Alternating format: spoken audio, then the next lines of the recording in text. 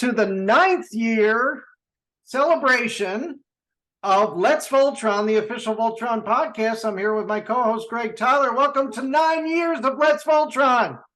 9 years. What do you think of that, Mark? I think it's amazing. It feels like longer, though, doesn't it? In some ways, yeah. In some ways, no. But now I've been co-host for about 6.5 of those 9 years. Right. So it's been a bit of a shorter journey for me, but my goodness, but what a ride.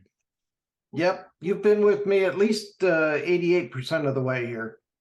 Yeah. And I guess, I actually, as I was looking back, I think, what was this? I think a question of mine got answered all the way back in episodes 10 or Wow. 15 or 16. No, it was when Mark Handler was on. Yeah, episodes 9 and 10. That was 9 and 10. Yeah. Yeah, and so I did not re-listen to every single podcast, Mark. How long would it take someone to listen to all of our podcasts end to end? I am so glad you asked, Greg, because I actually went through it all. We average about 95 minutes a podcast. We have done 229. That's pretty amazing in and of itself. Up until this one. This is now 230. So if you want to start at episode 1 and listen for an average of an hour a day, it will take you 1 full year to listen to all of our podcasts. Are you all right? It's crazy. Yeah, it's just crazy. I'm just laughing. I mean, let's get down to brass tacks, right? I mean, a year to listen to podcasts about a robot made of 5 lions. It's fascinating to me. I mean, Isn't just it? amazing. Yeah, because if you were to actually watch all the episodes of Voltron that have ever been done, it would take you less time. Oh, that's crazy. Wow. I don't know what else to say. Yeah. So you figure there were 78 episodes of VLD. There were 72 episodes of the original Lion Force and 52 of Vehicle Force, right? Yep. And then there were the Fleet of Doom, and then there were 26 of V3D, and then there were 26 of Voltron Force. Yeah, that checks out. But the thing is this is like a supplemental to all those episodes, because we have actually done a lot of the episode reviews. We still have some left in the original Lion Force. We still have the Vehicle Force. We still have we did a 2-episode review of Voltron: The Third Dimension. We did a 2-episode review of Vehicle Voltron. But we didn't do individual episode reviews of those episodes. We've been working on Voltron Force and still haven't completed that, but we did all 78 episodes of VLD. Yeah, as they happened. I mean, we had to wrap up after the fact. It took several months, I think a few months to wrap those up. But yeah. I think we still have a little over half the episodes of Voltron Force to go, and which is fine with me because it's fun to do, and there's no reason to rush. Right. Because we don't know when something new is coming, right? That's right.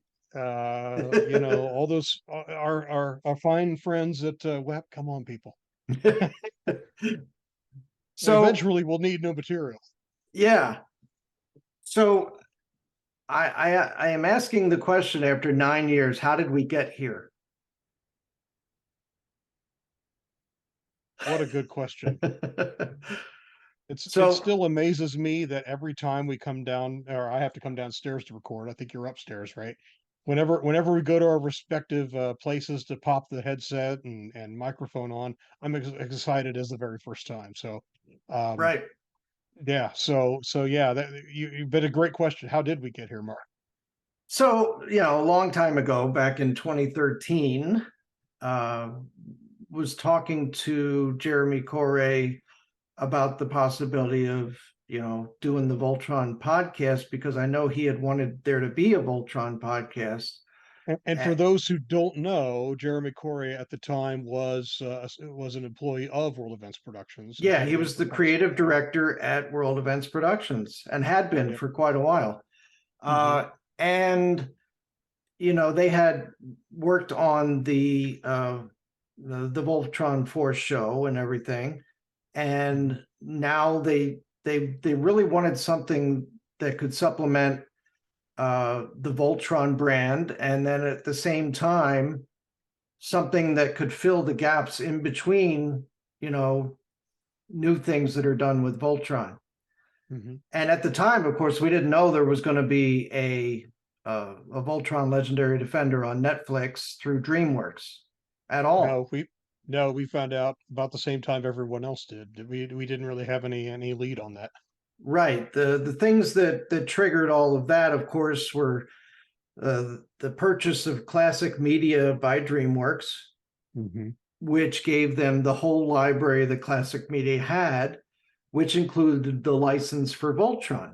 Now, the license for Voltron came originally from Web, given to Classic Media.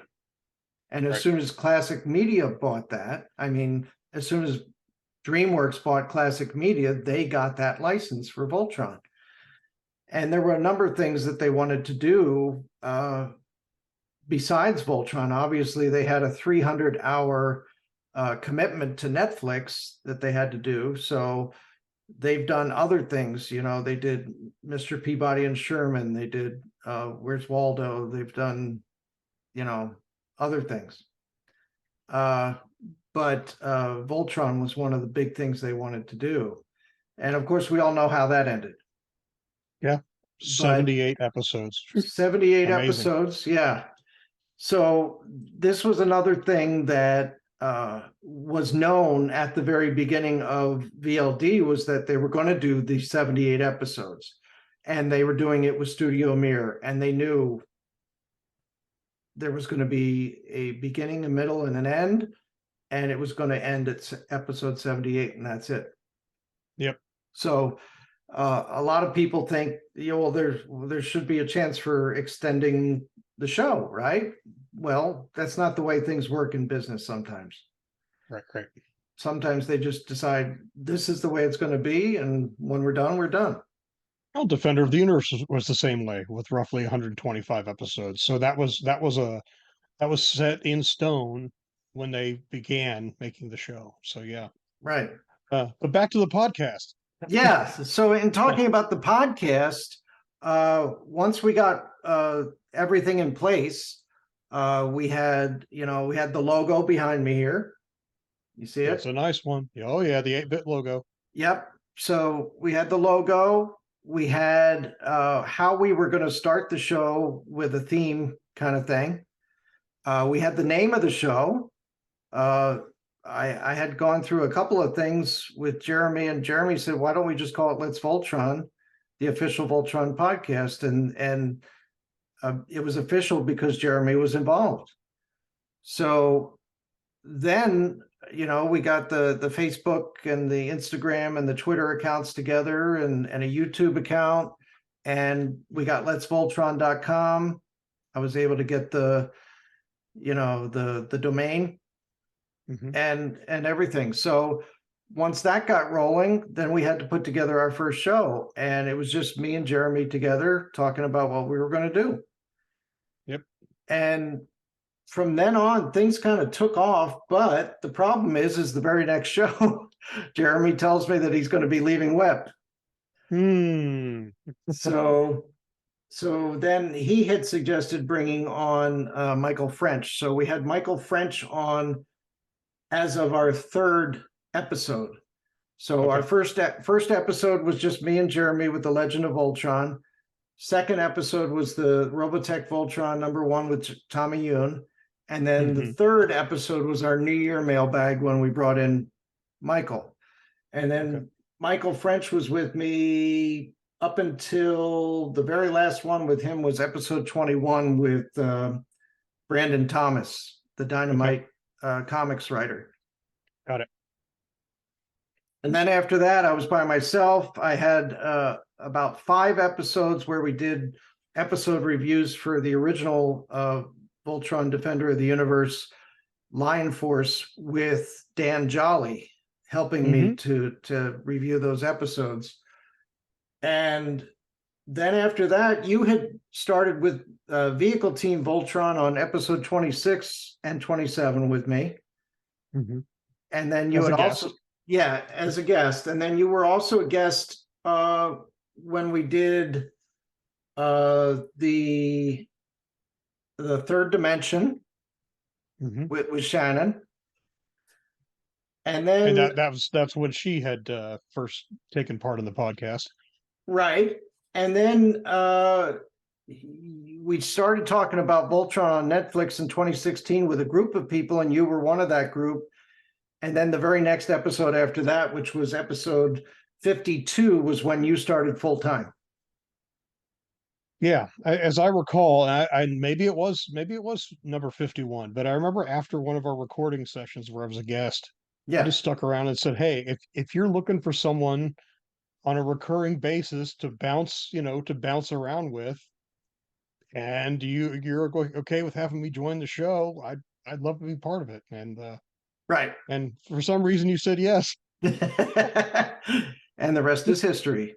That's right. It's been a great history. And so now we're up to episode 230.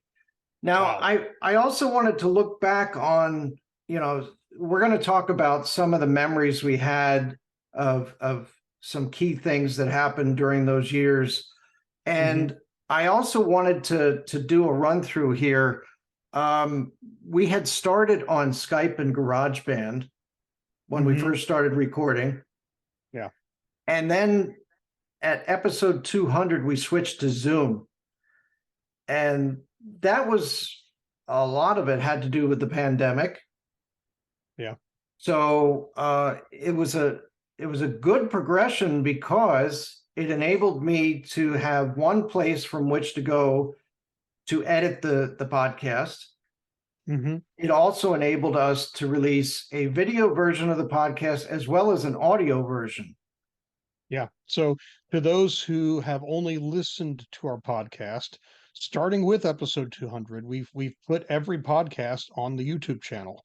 Right. So there are times where you'll hear us refer to things as if we're all looking at them, because we are during the recording. And while we try to make everything audio only friendly, sometimes that doesn't happen. And you can always catch that stuff on the YouTube channel. Right. There has also been a little bit of a change in my editing style over the years as well. Yeah.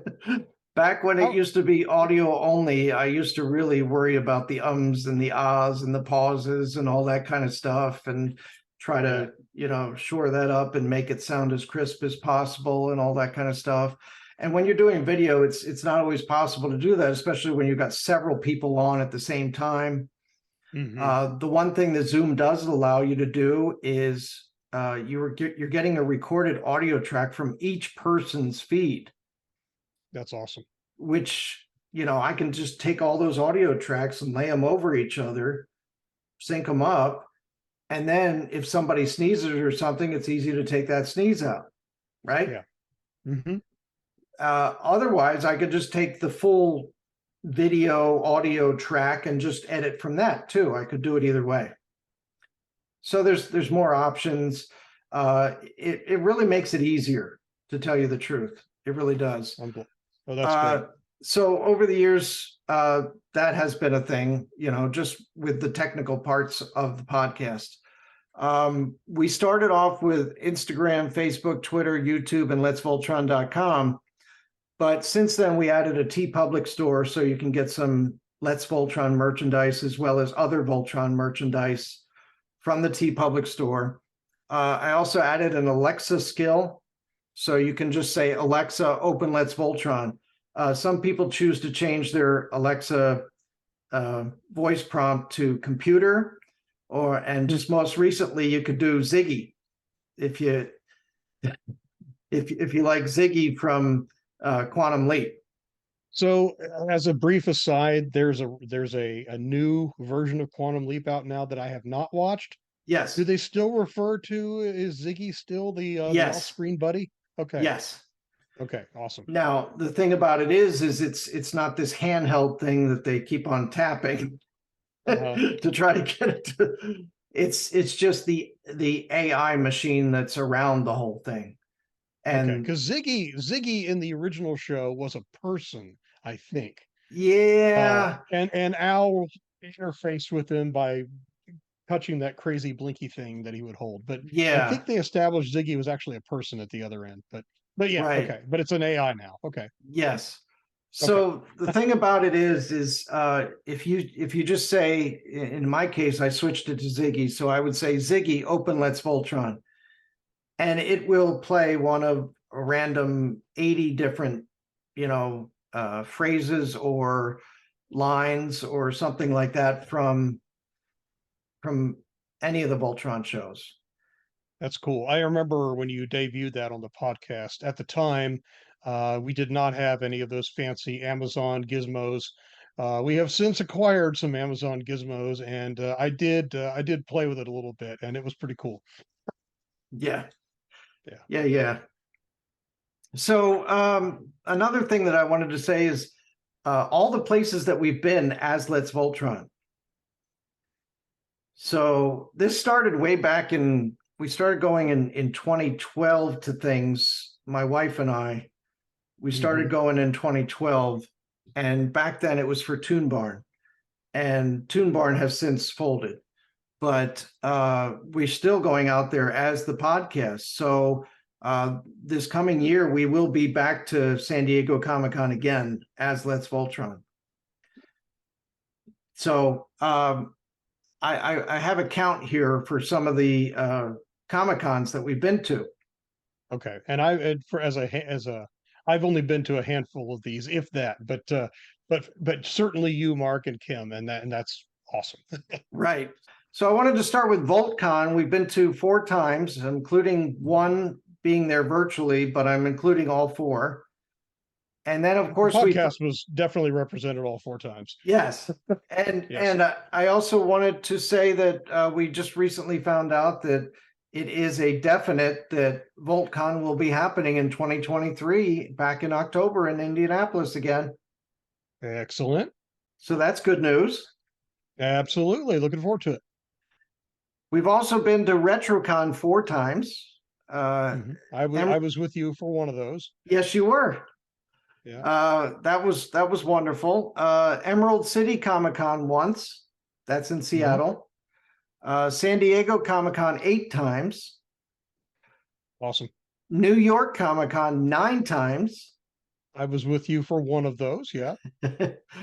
I've also been to Keystone Comic-Con once, Philly Comic-Con once, and WonderCon 5 times. And you were with me to one of those as well. One of those. Yeah. And then, of course, I've been to World Events Productions in St. Louis. And then I would still love to go to World Events Productions someday and clean their closets. I know that sounds ridiculous, but every time they bring a little behind the scenes nuggets to VoltCon, I start frothing at the mouth. I'm like, oh, I want to see more. But anyway, sorry. The archives. Yes, the archives. Yes. We've also been on the DreamWorks tour. And you and I both attended a voice recording in Burbank with Andrea Romano, who was doing a voice recording that day with Jeremy Shada and Kimberly Brooks. Kimberly Brooks, yeah. Yep. So fun times. Of course, Joaquin and Lauren were also there that day. Yeah, they were at the recording. That's right. So with all those things that we've been to and everything, obviously we've gotten tons of interviews and everything. And a lot of those interviews are out on our YouTube channel. And then, of course, they're all on the podcasts. We've included those interviews on the podcast in either audio form or video form. So I also wanted to mention that 2 years that we were at New York Comic-Con, 2017 and 2018, I did appear on the pre-show with Mark Daniel when it was on the main stage at New York Comic-Con the one year and at the Hammerstein Ballroom the following year. Nice. when we were talking about VLD at the time. Right. The So podcast gets around. yes, and mentioning our YouTube channel as well. A lot of the things that we've done recently on our YouTube channel have been just the podcast itself on Zoom. Right. But prior to that, we did a whole bunch of interviews with Voltron Legendary Defender. We did toy reviews, toy unboxings, but there were a few other videos that we did that were for fun, right? Yes. Yes. So I wanted to mention some of the ones that we did that were for fun. All right. There was one that we had. There was an episode of the podcast where we had Jack Angel and Franklin Kofod together, and we got to do a little skit with them. Yeah, you wrote a really fun script for that. Yeah. I was going to say, and with the recent passing of Jack Angel, I did go back and listen to that again, and it brought back some great memories of the interview with him, and of course that session where he and Franklin did their voice magic. Right. And you got to direct, right? Yes, it was kind of funny. It was kind of funny. Being able to direct Jack Angel was just an amazing thing. Yeah, And and you didn't even use a stopwatch. Oh, you got and to say it faster. he's the reason I'm only 2 degrees away from Kevin Bacon. Oh, there you go. Yeah, because they did a movie called Balto. Okay. Kevin Bacon was in Balto, and so was Jack Angel. And of course, we interviewed Jack Angel. So there's my connection to Kevin Bacon. Balto. Cage's home planet? Interesting. Was that the name of the dog? Balto? I think Was it? so. So Yes, 1995. Yep. Balto. so there you go. Yep. So we did this little video where we actually took some of the stock footage of the original show with Zarkon and Hagar and everything, and we had the scene played out, and it was just it was fun to work that and then to present it out on our YouTube channel because it's a really fun clip. Yeah, and you got to direct Jack Angel before he joined many of the other voice actors for that Honda Days ad. That's right. Years later. Yeah. That's right. Which I Yeah, think is probably probably was his last performance as Zarkon, but I think you yes, can safely say you had maybe the second to last Zarkon exactly. performance with him. So that's Exactly. great. Yes. So then another Zarkon video that we did out there was with the newer Zarkon, which was played by Neil Kaplan. And it was the itsy bitsy spider that he did on our podcast the one time. Yeah, that was fun. And we got to play that up with some footage from the actual show. And then it finished up with, of course, Optimus Prime. Yes, that was because why would it? Because that's what Neil did. Yeah, he was It in was the 2000 one of the 2000 shows, right? He was unfortunately crushed by a tractor trailer. Yes. So, and then of course there was one that was directed by you, and that was Voltron's in a Winter Wonderland. Why don't you describe this one? So I thought it would be fun to do a Voltron Christmas Carol of some kind. And I will tell you, my original idea was to do the 15 pilots of vehicle Voltron. But I will tell you, it got so repetitive that it bored even me. So then the Winter Wonderland idea came along. And then I'm trying to remember everyone we had. I know we had Mel and Seamus and Zilla. Zilla and us. Who else was on that one? That might have been it. If I've forgotten your name and you were a part of that, I apologize. It's been a while. That's been more than 10 seconds. Yeah. But yeah, so basically I wrote some lyrics around Voltron folk, with that tune. And we didn't have any musical accompaniment because I didn't want us to get nailed by copyright cops or anything. So it's all, I guess you could say, a cappella, I guess. But that was a Hmm. lot of fun. So yeah, and I think we had some video clips of the different characters that people were singing as, and that was a lot of fun. And I think I made the snowflakes some kind of a little image based on the logo of Vehicle Voltron from the '80s merchandise, which was a lot of fun. Yes, that was Yeah, it was fun. cool. Yeah. We also did another video that was a big thank you to the Voltron Legendary Defender production crew.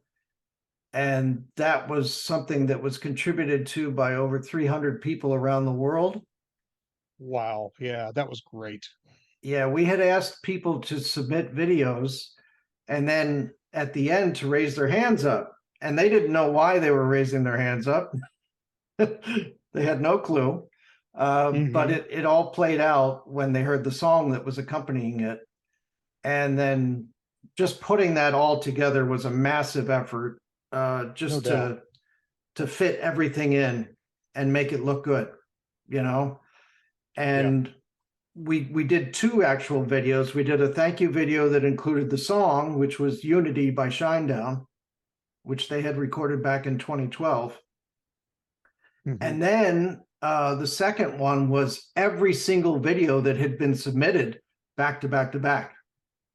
Yeah, that was amazing and Yeah, completely your idea and effort went into that, and so many fellow fans and friends of ours made that happen too with their contributions. That was phenomenal. right. It was great. And I just enjoyed doing that. And then the last one I wanted to mention was just my son playing the Voltron Legendary Defender theme on piano, and we just caught him while he was practicing the one time. And Hmm. that's a once in a lifetime thing because who knows if he'll ever play it that great again, you know? Yeah, yeah. And there weren't many times where he ever did. So that was a once in a lifetime thing caught on video, and I'm so glad we caught it. And it ended up being something that I threw in as the end of our show a lot of times because it wouldn't trigger anything on YouTube copyright. Yeah, yeah, yeah. And speaking of kids, having Quinn, who was then, goodness, much younger than she is now, asking interview questions pre-recorded of Kimberly Brooks. Yeah, That was a lot of fun. And then Quinn has helped me out with at least one of the endings of the toy review videos that have been made for the channel. Um, just the silly little skits at the very end.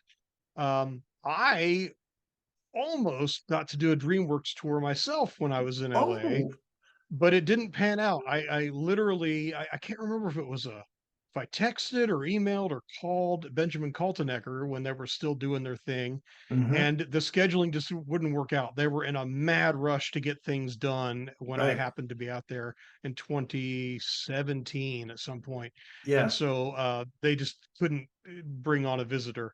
I was going to go there with Quinn, but it didn't pan out. yeah. And when we Yeah, did the DreamWorks tour, they were just packaging up the last episode and isn't that getting it something? ready. Yep, it was being sent off to Studio Mir. Wow, phenomenal. Yeah. So, yeah, what an adventure. Yes. So all of those things, right? And I just wanted to show a little bit about how some of these things formed in the early days of Let's Voltron and how they rolled into other things and just how we've been lucky enough to be able to talk to all the people that have been involved with the shows from the original series to Voltron the Third Dimension to Voltron Force to VLD. And I just wanted to say um, our very first original, or the original series crew, the very first person we got to talk to was Mark Handler. Yeah. So he was one of the original series writers. And the funny thing about it is here we are on our 9th episode of the podcast, and we're already talking to somebody who's over in Shanghai, China.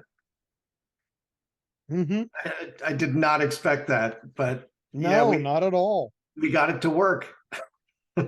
Went global almost from the onset. Yeah, it was amazing.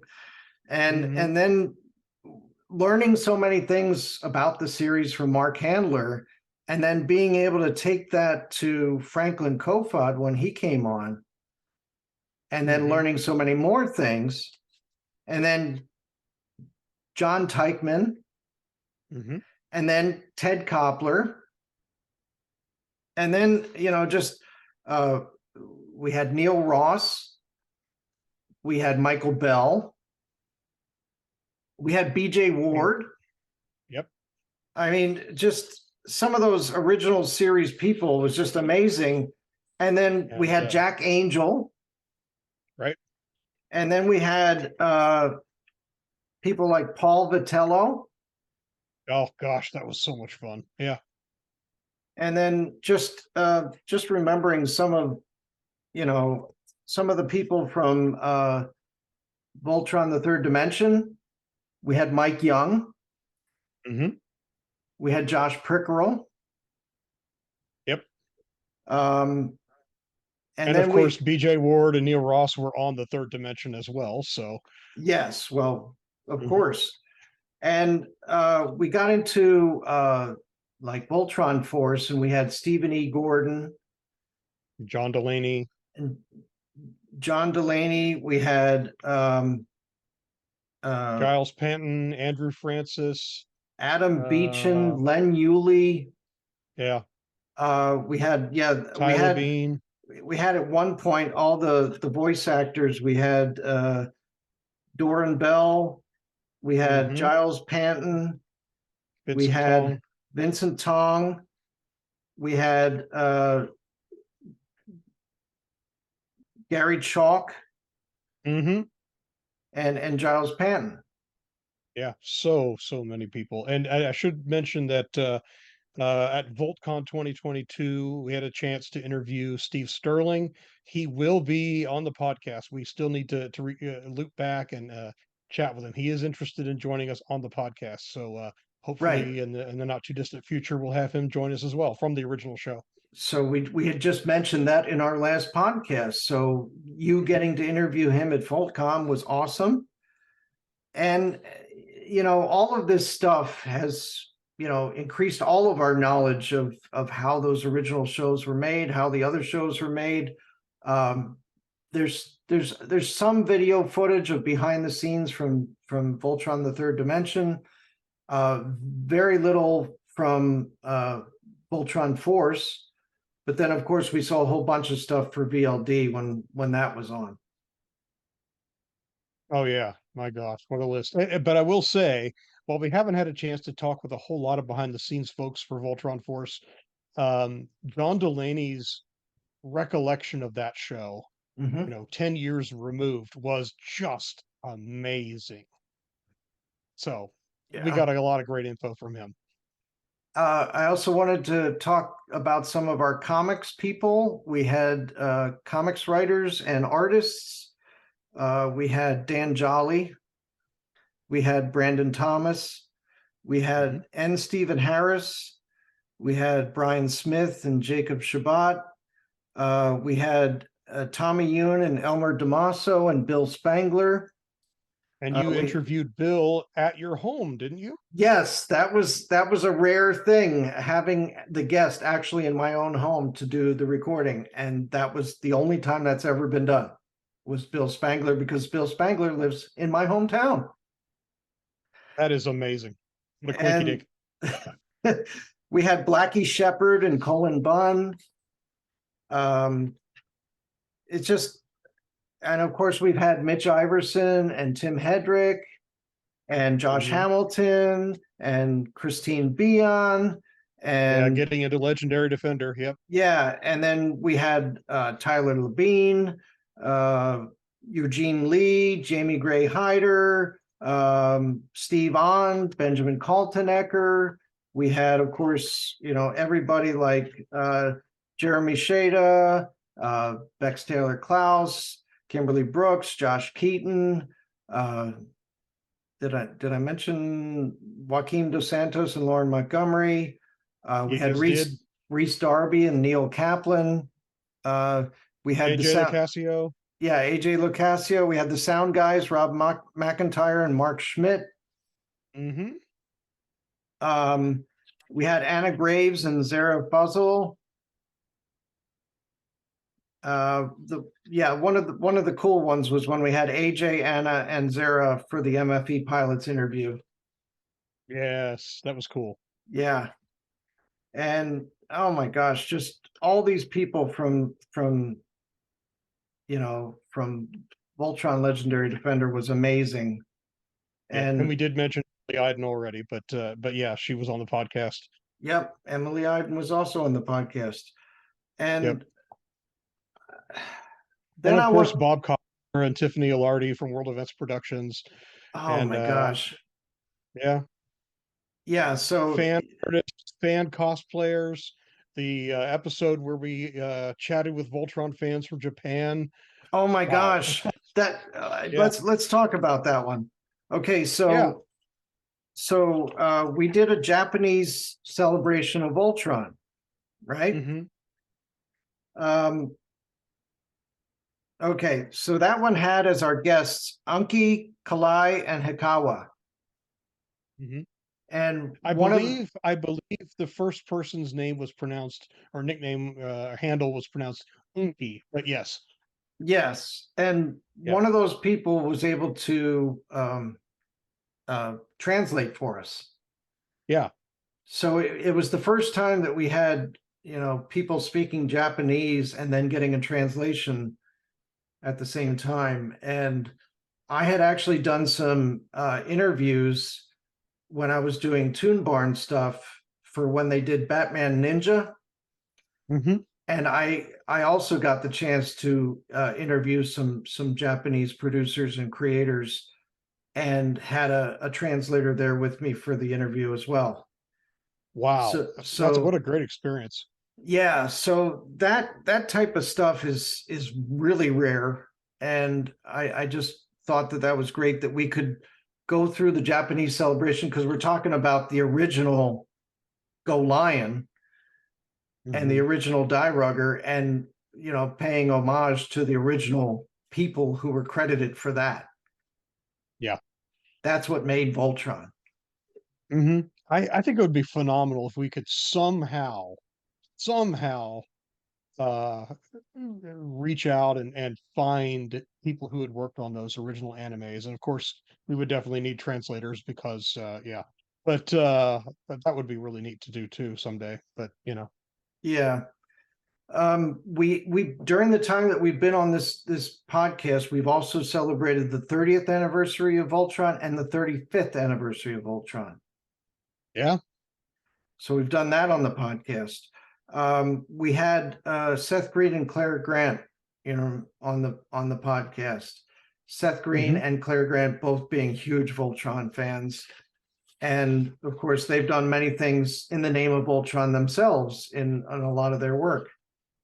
Yeah, and then you guys who worked, you being one of them, working on the Voltron from Days of Long Ago 30th anniversary celebration. I believe you had Tracy Todd, right, and Josh Bernard and Brian Smith, right, and Jacob Shabbat. We had them all on for the 30th anniversary book. So it was all there, and we had done many different things. Actually, we supported that at New York Comic Con, where we did interviews at New York Comic Con. We had a panel at New York Comic Con, and we also had a signing at the Viz Media booth. And then outside of that, we got invited up to the Barnes and Noble Tribeca in New York City, to do another presentation and book signing. And so I had to put together a presentation for that. And then Jacob and Brian were also there, and they were able to do a little fun thing where they were able to draw something while they were talking about it. And so we did all that, and then we signed some books, and it was great. And cool. Yeah, I'm never going to forget those types of things. Just like I'll never forget being able to interview and see Andrea Romano in action, before she retired. Yeah. And Voltron was the last show she ever worked on. And what an amazing human being. I mean, just such a kind soul. Yep. We also had a couple of milestone podcasts. We had our 100th episode celebration and our 200th episode celebration. Yeah, and the 200th had many members of the Legendary Defender cast on it, didn't it? Yes, and it was on video. That was our the very first. That was our first video one, so that was cool. We had some pretty special ones where we had like Alora Palooza. Oh yes, and Shiro Nanigans. Those were fun. I gotta say, they were. And we did a Shiro character analysis with a character study with Danny. With Danny. Yeah, with Danny. And that was great. And one thing I do want to point out, Josh Keaton in particular, all of the voice actors were phenomenal on the podcast and of course in their work. But Josh Keaton really seemed to get inside Shiro's head and have a really, really deep understanding of who he believed Shiro was. Yep. And to have him participate in Shiro Nanigans and to hear through his multiple appearances on the podcast, his insight into the character was what a great opportunity that was. Right. Yeah, we had another episode where we had both father and son on. We had Zarkon and Lotor with AJ Locascio and Neil Kaplan together. That was fun. We had things like Voltron fan artist spotlights, Voltron fan cosplay spotlights. There were a lot of different times where we had a whole bunch of Voltron fans on with us, and we were just, raving about Voltron. So one of my favorite things we did in that vein was during the pandemic, we just sort of had several people come on the podcast and just sort of talk. I mean, yes, Voltron was one of the subjects, but just how's it going in this crazy time we live in? And that was a good experience. Yeah, just to interact with so many people on something more down to earth. We called that the Voltron fan meetup social distancing. Yeah, and that was with Zilla, we should do something like that again. Lexi, and Kay Lionheart. Yeah, we should do something like that again sometime under less pandemic-y circumstances. So there was also a time where a kid actually interviewed both of us. Yeah, Andrew, right? Andrew, right. So that was kind of fun. It was. I mean, it's been really weird and a little bit surreal that other people had actually had us on their podcasts. Yeah, that's true.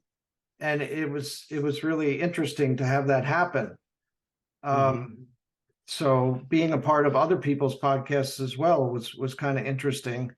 So now I'm remembering another thing that we were invited to do was when I was at San Diego Comic-Con and the Lego Ideas Voltron had come out. The Lego booth had actually invited us to go there and interview them. And get to know the people that were involved in the making of that Lego Voltron. So we had already talked to the original designer, Lendy Tyag. Right, who had won the Lego Ideas and gotten the 10,000 supporters and all that awesome stuff. Right. All of that is so awesome. And we've seen so many Lego Ideas things come through these days. And I've seen some things where I wish they would have gone through and they never made it. Yes, the Mr. Rogers trolley. Ah. I'm still upset about Chitty Chitty Bang Bang. Oh, that would The be cool car from too. Chitty Chitty Bang Bang. Yeah. So uh, in order for this stuff to go through, it goes through several rounds, and it has to be something that they can actually make. And Right. the people at Lego who really, worked really hard to get this to happen, were people like Nick von Slogmott, Sam Johnson, and Daryl Kelly, who really, forged this thing along, worked night and day to, get it together, and then being able to release it to the public, and then Mhm. being able to go to San Diego Comic-Con and just show it off. And that was incredible. Oh yeah. So, I mean, we got to get close to a few of the licensees. We got together with people from Playmates Toys, Yeah, Jeff Trojan, right? Jeff Trojan. We got together with people from um, Digital Mattel. Domain, right? Yeah, Mattel. Digital Domain, Jaime Bencia, right? Yep. And Uh, then Mattel, we had Scott Knightlick on, yep, who had been in charge of Matty Collector when the Voltron items came out. Han yeah. Cholo, right? Han Cholo, I mean, with all that jewelry and everything, Hmm. amazing people at Han Cholo with Brandon and Gian and everybody else there at Han Cholo. And we had George Son from Toynami. Yes, George Son from Hmm. Toynami, another great person. Learned so much about things from these people. I Oh just, yeah. it's amazing how much we've been able to learn over these 9 years. And like I said, with as much of that has gone on, it really feels like it's been longer than 9 years.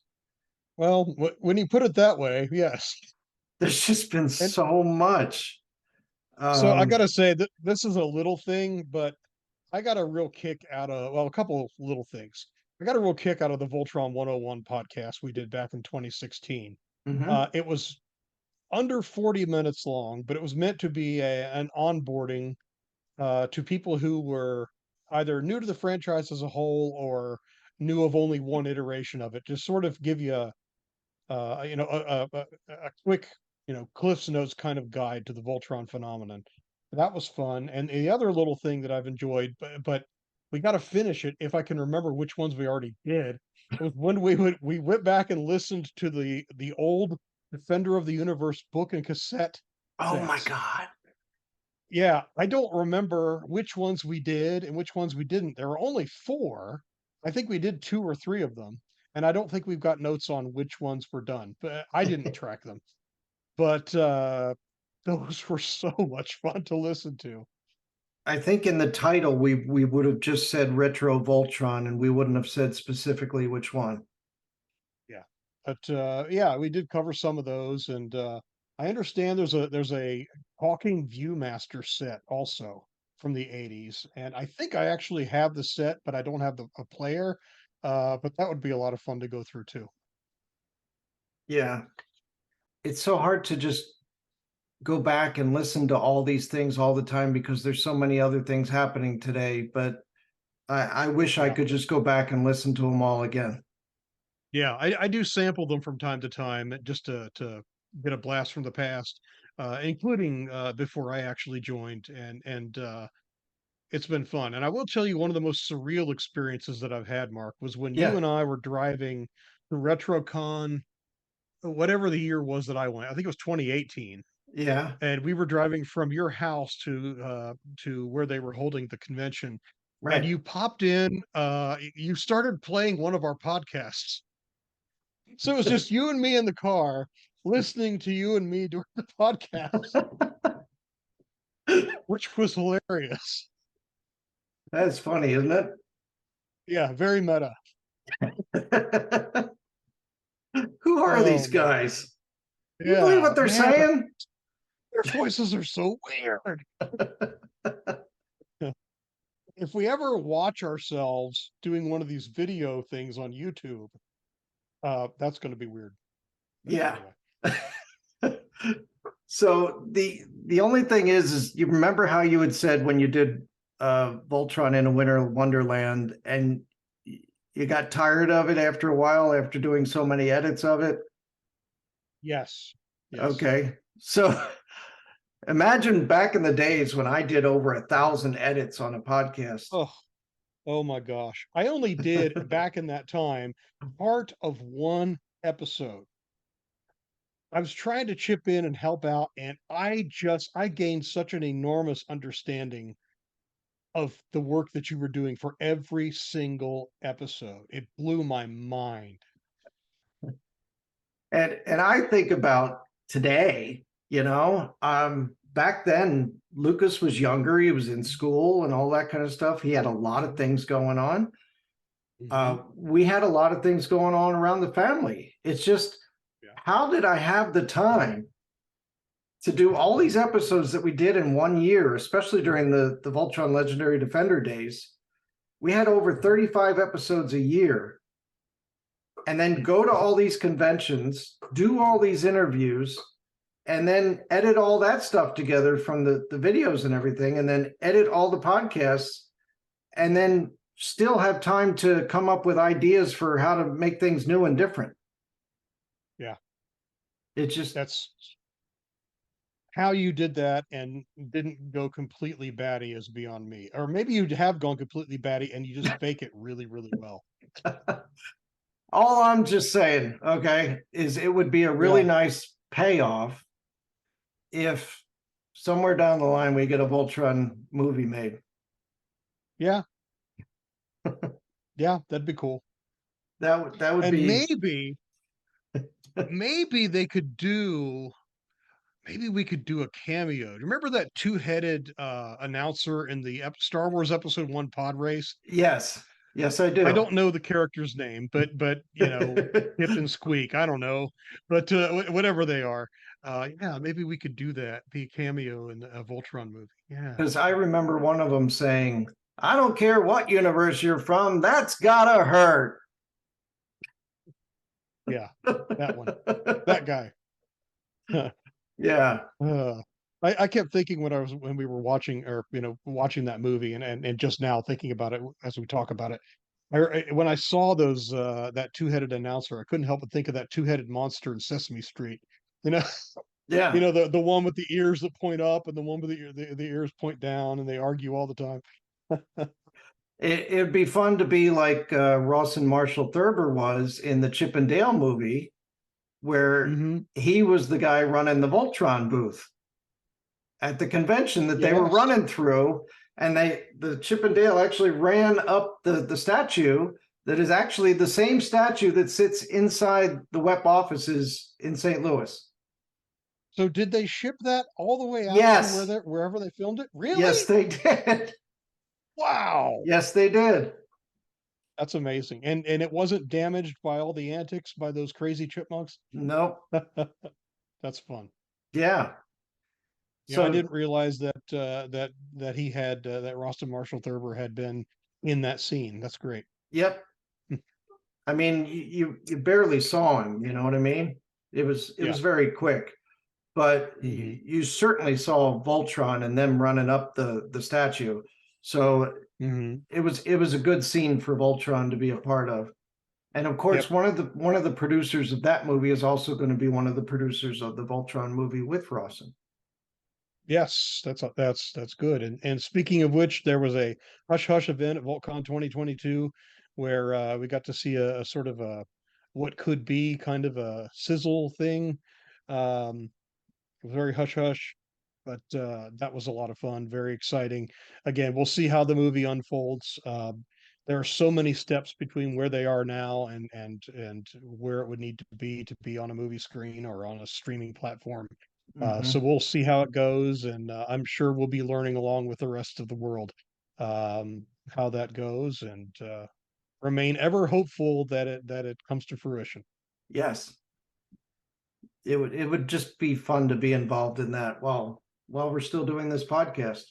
Speaking of which, speaking of which, next year's a pretty monumental one. It's our 10th anniversary next year.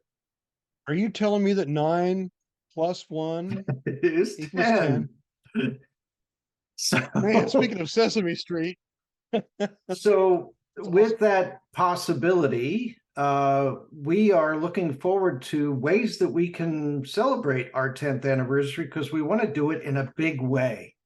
We don't just want to do a normal anniversary show. We want to do a 10th anniversary show. So we don't want to do a simple lion anniversary. We want to do a Voltron anniversary. Okay, got it.